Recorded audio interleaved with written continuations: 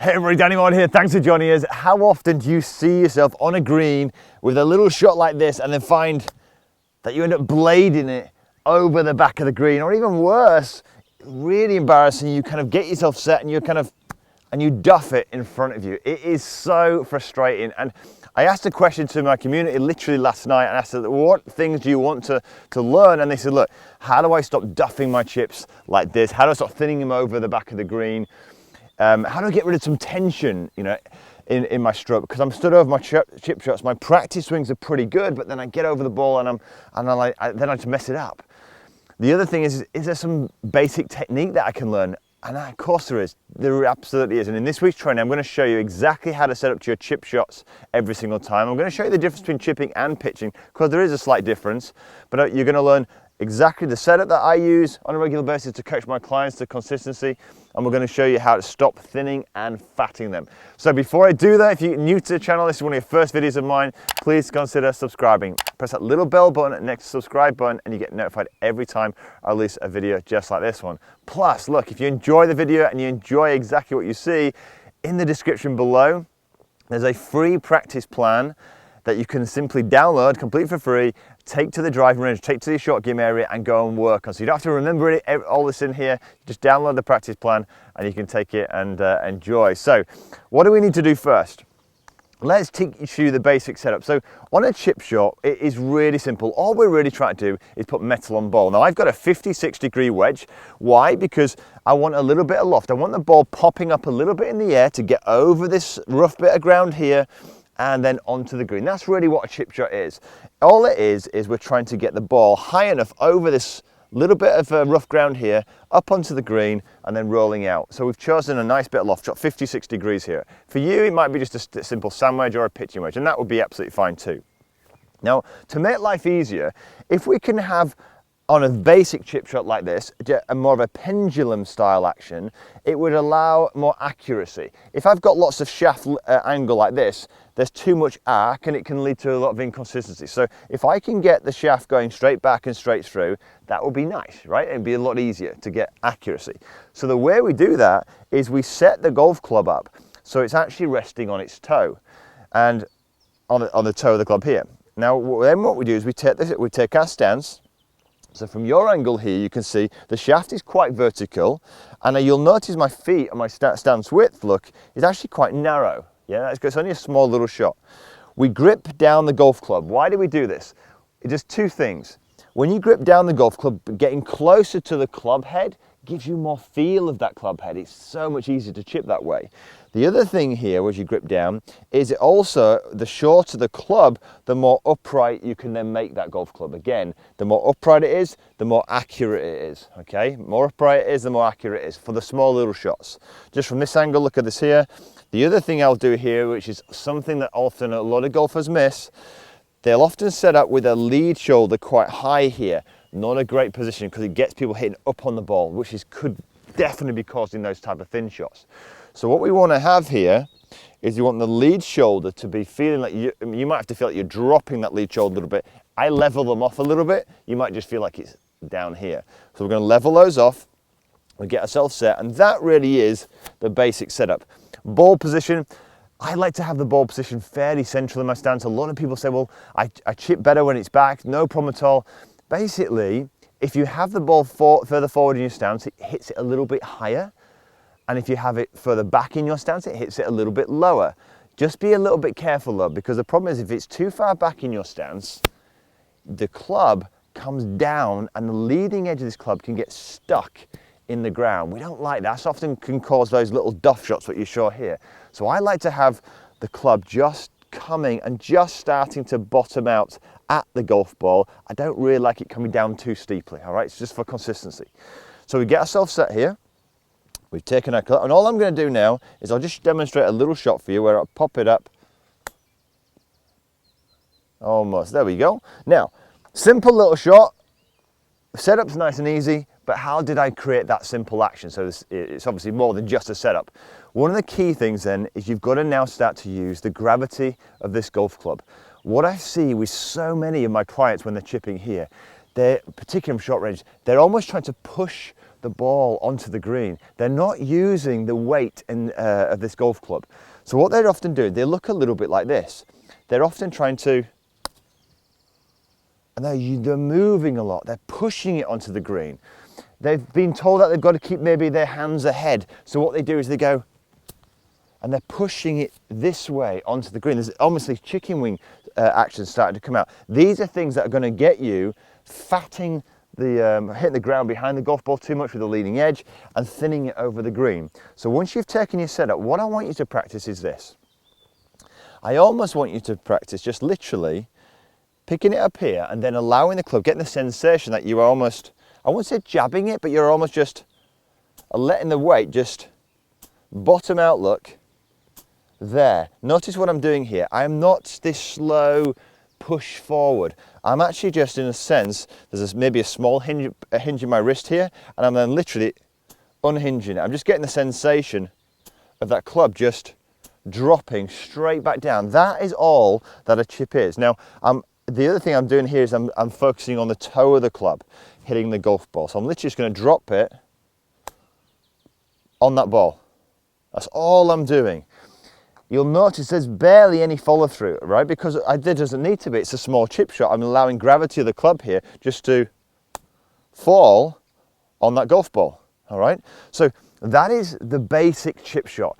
You've got nice upright stance, club down here, dropping the lead shoulder, and when from here, we're just dropping the toe onto the golf ball. We aren't pushing it through. Now, let's have a look now at a real dodgy lie and maybe some pitching to show you the difference. Right, so you've done chipping. Chipping was very straightforward. Literally, you're right on the edge of the green and you're just putting metal on ball in a very pendulum style fashion. You'll notice with the chipping, there wasn't a lot of follow through. There literally is here. You're just literally popping that club onto the golf ball here with very little follow through, putting metal on ball. When you're pitching, there's a lot more rough to go over, so we need more energy. And because we want it stopping, we then need more height. So let's show you how we can get a little bit more height. The first thing we're going to do to get more height, we're going to weaken your lead hand. So your lead hand here, I want you to turn towards the target just a little bit. This just makes sure that you maintain a loft on the golf club when you're pitching. My clients love it. You don't have to do it, but my clients love it. They've said it's made a massive difference. So that's how you can really help get the height. The second thing, clearly, we're going to need, which it kind of helps with height and power, you're going to need now a little bit more body. Whereas the chipping was you could stay fairly still and just literally just pop, use the handle on your arm, your hands and arms, just to pop the club onto the golf ball and pop it forward. What we're going to do now with pitching, look at this.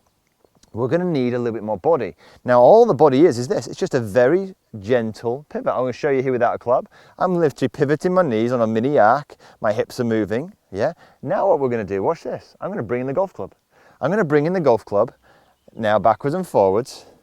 Look at this. Just literally on that mini arc. Keeping my the new grip still. I'm still gripping down the club. I'm still using my 56-degree wedge here. I'm simply now pivoting, starting with my hips backwards and forwards. Now you'll notice there's none of this. There's no drive. That's a linear motion. We don't want to take this linear motion with chipping, yeah, the basic chip shot, and then extend it into a pitch. That causes so many problems. So all we're doing is we take it, we might stand a fraction further away too. Ball position remains the same. And all I'm going to do is pop this on there with a slightly more movement. Not huge, but just enough. A little bit shy, wasn't my finest effort on that one, but never mind. Get myself set. That's too good a light. Let's make it, chunk it down a little bit there, make it a bit tougher. Get myself set. And away we go. Oh, almost. So what we're trying to do here is when we're swinging, there just is that little bit more motion, but there is still the pop. What it isn't is this. So when I first teach this to people, and they go, oh, there, I've got them in the arc, what they end up looking like is this. Yeah, so they get the motion. You might do this too, so I don't want you to do that. Don't fall into that trap. Yes, there's fine, there's a mini arc, but there's always gravity working and there's always that little pop, pop. This is so important because this is the club head speed. You're allowing that club to drop. So what you could do very simply is this. You could get yourself set in your garden or on the practice ground. Get the sensation first of all in chipping, just allowing it to pop. But then what you do is with a little, with the pitching, just allow the pop to happen with a very mini arc. And what do you notice about the mini arc? Where's my club finishing? Where's my butt finishing? As I'm swinging on this mini arc, just as a reference point, the butt is pointing, it's very close to my lead pocket, and the club head is out towards you right now. It isn't driven forward. I haven't got this, I haven't taken the pendulum motion with chipping and I extended it this way. I see this a lot, yeah? We want club head speed coming through, and this proves that I've got it. It's a good reference point. Chicken wings, all those kind of things that I see with a lot of golfers, these are all driven shots. We don't want that. Okay, so we've got the mini arc and then the natural release of the club going through. Let's give myself a bit of a shocker. Let's nail this in here. All right, so what I'm gonna do now is this. I've nestled that down quite a bit. So what alterations would I make? I might move the ball a little bit back in my stance, just a fraction here. The ball's gonna come out probably a little bit low. So what I'm gonna do is I'm gonna twizzle my club face open just a few degrees, not huge. Get myself set and do exactly the same thing. Still got the feeling like I'm just popping the club, dropping the club on the ball, but now I've got a little mini arc of that body as I'm dropping it on that ball. Let's have a look at this.